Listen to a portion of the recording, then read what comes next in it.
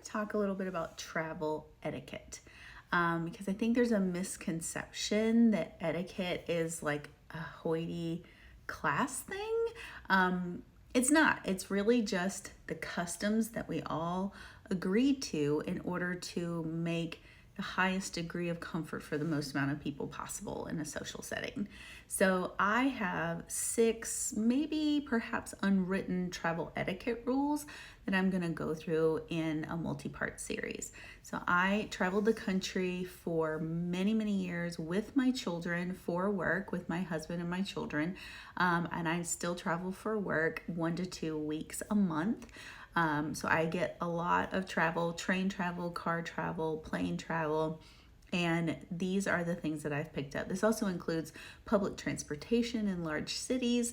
And if everybody kind of knows these rules and knows to expect them, then I think people will be less frustrated and things will run more smoothly for everyone.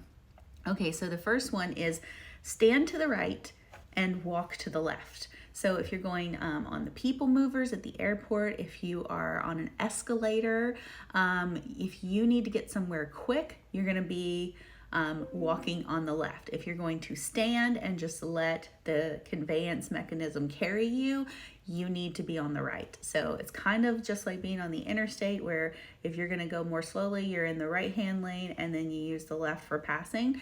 Same concept. If you stand in the middle, or you stand all the way on the left, or you spread out between the two, no one's going to be able to pass you and you're going to back traffic up behind you, and it's going to make it more difficult for people who have connections that they need to make and things like that. So you need to understand these things in order to make it easier for everyone, and you too. So if you have a quick connection, everyone's going to be standing on the right and you can zoom past and make your flight. The second one, don't ever be rude to airport, Uber, Lyft drivers, or hotel staff. This is in your best interest. They are usually not trying to make your life a living hell.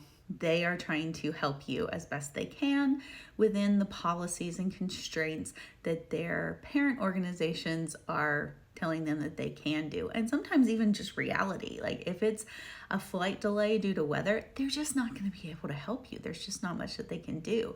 But I can guarantee you, if they're going to help anybody, it's going to be the people who are being kind to them and not the people who are red-faced and screaming at them. Not to mention, it just makes for a more pleasant environment at the airport, at the hotel, etc., than having people get angry and yelling. This is not the right way to interact with other folks. Now, if you're being actively mistreated by staff, that's a different situation. You might want to start documenting and so forth, but generally speaking, we should not be rude to those folks. All right, it's getting long. I'll come back for part 2.